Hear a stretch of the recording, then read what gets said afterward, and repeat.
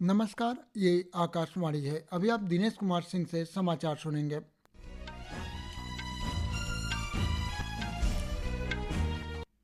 पहले मुख्य समाचार। प्रधानमंत्री नरेंद्र मोदी आज रूस और ऑस्ट्रिया की 3 दिवसीय आधिकारिक यात्रा पर रवाना। झारखंड विधानसभा में आज हेमंत सोरेन सरकार ने विश्वास मत हासिल किया। सर्वोच्च न्यायालय नीट यूजी परीक्षा से संबंधित कई याचिकाओं पर सुनवाई पूरी। लोकसभा में विपक्ष के नेता राहुल गांधी अपने 1 दिवसीय दौरे पर मणिपुर में पहुंचे। और फ्रांस में संसदीय चुनाव के मतदान के बाद सर्वेक्षणों में त्रिशंकु संसद का अनुमान व्यक्त किया गया। अब समाचार विस्तार से। प्रधानमंत्री नरेंद्र मोदी आज रूस और ऑस्ट्रिया की 3 दिवसीय आधिकारिक यात्रा पर रवाना हो गए हैं। रूस के लिए रवाना होने से पहले प्रधानमंत्री नरेंद्र मोदी ने एक सोशल मीडिया पोस्ट में कहा कि यह यात्रा रूस और ऑस्ट्रिया के साथ संबंधों को प्रगाढ़ करने का एक शानदार अवसर होगा। इन देशों के साथ भारत की मित्रता समय की कसौटी पर खरी साबित हुई है। श्री मोदी ने कहा कि वह इन देशों में रहने वाले भारतीय समुदाय के साथ बातचीत करने को उत्सुक हैं। रूस में प्रधानमंत्री मोदी 12वें भारत रूस वार्षिक शिखर सम्मेलन में भाग लेंगे, जबकि ऑस्ट्रिया की यह उनकी पहली यात्रा होगी। भारत रूस संबंधों पर प्रधानमंत्री ने कहा कि वे राष्ट्रपति व्लादिमीर पुतिन के साथ द्विपक्षीय सहयोग के सभी पहलुओं की समीक्षा और विभिन्न क्षेत्रीय और वैश्विक मुद्दों पर दृष्टिकोण साझा करने के लिए उत्सुक हैं। श्री मोदी ने कहा कि भारत और रूस के बीच विशेष रणनीतिक साझेदारी पिछले 10 वर्षों में कई क्षेत्रों में आगे बढ़ रही है। इन क्षेत्रों में ऊर्जा, सुरक्षा, व्यापार, निवेश, स्वास्थ्य, शिक्षा, संस्कृति, पर्यटन और लोगों के बीच आदान प्रदान शामिल है। उन्होंने कहा कि भारत इस क्षेत्र में शांति और स्थिरता के लिए काम करना चाहता है। ऑस्ट्रिया यात्रा के बारे में प्रधानमंत्री ने कहा कि ऑस्ट्रिया भारत का दृढ़ और विश्वसनीय भागीदार है और दोनों देश लोकतंत्र और बहुलवाद के आदर्शों को साझा करते हैं। श्री मोदी ने कहा कि यात्रा के दौरान वे राष्ट्रपति अलेक्जेंडर वॉन डेर बेलेन और चांसलर कार्ल नेहमर से भी मुलाकात करेंगे। 40 वर्षों में किसी भारतीय प्रधानमंत्री की यह पहली ऑस्ट्रिया यात्रा है। नवाचार, प्रौद्योगिकी और प्रधानमंत्री की सतत विकास के नए और उभरते क्षेत्रों में भारत दोनों देशों के बीच साझेदारी की नई ऊंचाइयों पर ले जाने के लिए उत्सुक है। श्री मोदी ने कहा कि वे नवाचार, प्रौद्योगिकी और सतत विकास के नए और उभरते क्षेत्रों में भारत ऑस्ट्रिया साझेदारी को अधिक ऊंचाइयों पर ले जाने के लिए उत्साहित हैं। उन्होंने कहा कि वह ऑस्ट्रिया के चांसलर के साथ पारस्परिक रूप से लाभप्रद व्यापार और निवेश के अवसरों का पता लगाने के लिए दोनों देशों के शीर्ष कारोबारियों के साथ चर्चा के लिए उत्सुक हैं। झारखंड विधानसभा में आज हेमंत सोरेन सरकार ने विश्वास मत हासिल कर लिया है। झारखंड मुक्ति मोर्चा जेएमएम के नेतृत्व में वाले गठबंधन के 45 विधायकों ने विश्वास प्रस्ताव के पक्ष में मतदान किया। इससे पहले मुख्यमंत्री हेमंत सोरेन ने राज्य विधानसभा में विश्वास प्रस्ताव पेश किया, जिस पर बहस हुई। मत विभाजन के दौरान विपक्ष ने जमकर हंगामा किया और सोरेन सरकार के खिलाफ नारेबाजी की। विश्वास मत के बाद सदन अनिश्चितकाल के लिए स्थगित कर दिया गया। 48 वर्षीय सोरेन ने कथित भूमि घोटाले से जुड़ी मनी लॉन्ड्रिंग मामले में जमानत मिलने के एक सप्ताह के भीतर 4 जुलाई को राज्य के मुख्यमंत्री के रूप में शपथ ली थी। आज दोपहर में मंत्रियों का शपथ समारोह आयोजित होने की संभावना है। मंत्रिमंडल में नए चेहरों को शामिल किए जाने की भी संभावना है। सर्वोच्च न्यायालय ने राष्ट्रीय पात्रता सह प्रवेश परीक्षा नीट यूजी से संबंधित कई याचिकाओं पर सुनवाई पूरी कर ली है। इनमें नीट 2024 परीक्षा में अनियमितताओं और कदाचार के आरोप तथा नए सिरे से परीक्षा आयोजित करने का निर्देश देने की मांग वाली याचिकाएं शामिल हैं।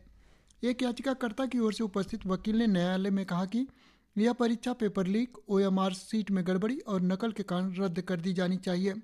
जवाब में न्यायालय ने कहा कि परीक्षा रद्द करना अंतिम उपाय होना चाहिए। मुख्य न्यायाधीश डीवाई चंद्रचूड़ ने कहा कि परीक्षा की शुचिता भंग हुई है और परीक्षा दोबारा कराने से पहले पेपर लीक के बारे में जानना जरूरी है। मुख्य न्यायाधीश डीवाई चंद्रचूड़, न्यायमूर्ति जेबी पारदीवाला और न्यायमूर्ति मनोज मिश्रा की पीठ कुल 38 याचिकाओं पर सुनवाई कर रही है।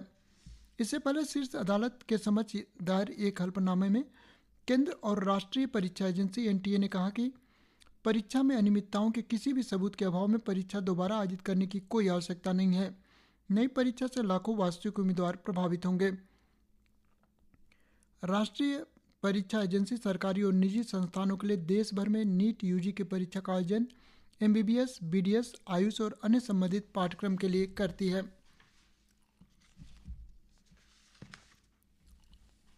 सर्वोच्च न्यायालय ने केंद्र को निर्देश दिया है कि वह राज्यों और अन्य हितधारकों के साथ परामर्श करके महिला कर्मचारियों के लिए मासिक धर्म अवकाश पर एक मॉडल नीति तैयार करे। मुख्य न्यायाधीश डीवाई चंद्रचूड़, जेबी पारदीवाला और न्यायमूर्ति मनोज मिश्रा की पीठ ने आज मासिक धर्म अवकाश नीति की मांग करने वाली जनहित याचिका का निपटारा कर दिया। महिला और बाल विकास मंत्रालय को इस पर एक नीति तैयार करने के लिए हितधारकों के साथ बैठकें आयोजित करने का निर्देश दिया। पीठ ने कहा कि नीति से जुड़ा यह मुद्दा अदालतों के संज्ञान का मुद्दा नहीं है। महिलाओं को ऐसी छुट्टी देने पर अदालत का निर्णय प्रतिकूल और हानिकारक साबित हो सकता है, क्योंकि नियोक्ता उन्हें काम पर रखने से बच सकते हैं। शीर्ष अदालत ने आगे कहा कि यह निर्देश राज्य सरकार को मासिक धर्म अवकाश की नीति पर स्वतंत्र निर्णय लेने में बाधा नहीं बनेगा। लोकसभा में विपक्ष के नेता राहुल गांधी अपने एक दिवसीय दौरे पर मणिपुर पहुंच गए हैं। उन्होंने आज सुबह असम के कछार पहुंचे और बाढ़ प्रभावित परिवारों से मुलाकात की। फिर वह मणिपुर के जिरीबाम जिले पहुंचे और जिले में शरण ले रहे हिंसा प्रभावित परिवारों से बातचीत की। इम्फाल का दौरा करने के बाद श्री गांधी अब चुरचांदपुर के लिए रवाना हो गए। वहां वह राहत शिविरों का दौरा करेंगे। इसके बाद वह बिष्णुपुर जिले का दौरा करेंगे और राहत शिविर में कैदियों से मुलाकात करेंगे। कांग्रेस नेता आज शाम इम्फाल रवाना होने से पहले मणिपुर की राजधानी अनसुईया उइके से भी मुलाकात करेंगे। जम्मू और कश्मीर में स्वास्थ्य सेवा निदेशालय कश्मीर ने श्री अमरनाथ जी यात्रा 2024 के लिए एक पोनी एम्बुलेंस सेवा शुरू की है, जो तीर्थयात्रियों को उनकी यात्रा के दौरान महत्वपूर्ण स्वास्थ्य संबंधी सहायता प्रदान कर रही है। सचिव स्वास्थ्य एवं चिकित्सा शिक्षा डॉक्टर सैयद आबिद रशीद शाह के मार्गदर्शन में और निदेशक स्वास्थ्य सेवा कश्मीर डॉक्टर मुश्ताक अहमद राथर द्वारा परिकल्पित इस अभिनव पहल को यात्रियों द्वारा व्यापक रूप से सराहा गया है। पोनी एम्बुलेंस मेडिकल किट और ऑक्सीजन सिलेंडर से सुसज्जित एक घोड़े पर चढ़कर आपातकालीन प्रतिक्रिया प्रणाली, बाल टाल और पहलगाम पर तीर्थयात्रियों के साथ जाती है। प्रशिक्षित कर्मचारी पोनी एम्बुलेंस को संभालते हैं, जो यात्रा के दौरान यात्रियों के सामने आने वाली किसी भी स्वास्थ्य समस्या का तुरंत समाधान कर देता है। मौसम विभाग ने अरुणाचल प्रदेश और नागालैंड सहित देश के पूर्वोत्तर हिस्से में मूसलाधार बारिश का पूर्वानुमान जताया है। आईएमडी की वरिष्ठ वैज्ञानिक सोमा सेन राय ने आकाशवाणी समाचार से कहा कि मध्य भारत के अधिकांश हिस्सों में आज भी मूसलाधार बारिश हो सकती है। वहीं पूर्वी भारत में भी मूसलाधार बारिश जारी रहने की संभावना है।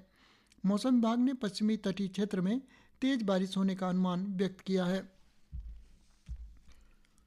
भारत और थाईलैंड के बीच संयुक्त सैन्य अभ्यास मैत्री 2024 थाईलैंड के ताक प्रांत में चल रहा है। यह अभ्यास संयुक्त राष्ट्र चार्टर के तहत सैन्य सहयोग को बढ़ावा देने और दोनों देशों की परिचालन क्षमताओं को बढ़ाने की दृष्टि से काफ़ी महत्वपूर्ण है। रक्षा जनसंपर्क कार्यालय की प्रेस विज्ञप्ति के अनुसार दोनों देशों की सैन्य टुकड़ियां कठोर प्रशिक्षण सत्रों में भाग ले रही हैं। इस दौरान उग्रवाद और आतंकवाद विरोधी अभियानों पर ध्यान केंद्रित किया जा रहा है। सैन्य अभ्यास मैत्री 2024 इस महीने की 15 तारीख तक चलेगा। इसका उद्देश्य भारत और थाईलैंड की सेना के बीच परिचालन तालमेल को और बढ़ावा देना है।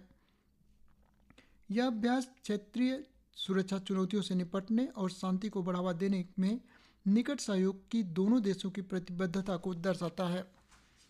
फ्रांस में संसदीय चुनाव के मतदान के बाद सर्वेक्षणों में त्रिसंघ की संसद का अनुमान व्यक्त किया गया है। दूसरे दौर के मतदान में वामपंथी न्यू पॉपुलर फ्रंट को अधिकांश सीटें मिलने की संभावना है। सर्वेक्षण में राष्ट्रपति इमैनुअल मैक्रों की मध्यपंथी असेंबल गठबंधन दूसरे स्थान पर, जबकि धुर दक्षिणपंथी नेशनल रैली को तीसरे स्थान पर बताया गया है।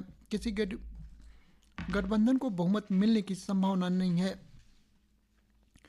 भारत और दक्षिण अफ्रीका के बीच महिला T20 क्रिकेट मैच वर्षा के कारण रद्द हो गया है। चेन्नई में पहले बल्लेबाजी करते हुए दक्षिण अफ्रीका ने निर्धारित 20 ओवर में 6 विकेट पर 177 रन बनाए। ताजमिन ब्रिट्स ने सर्वाधिक 52 रन और एनके बॉस ने 40 रन बनाए।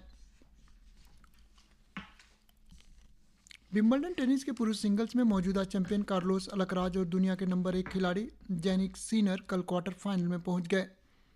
अलकराज ने फ्रांस के उर्गो हम्बर्ट को सीधे सेटों में हराया। इसी के साथ समाचार बुलेटिन समाप्त हुए। नमस्कार।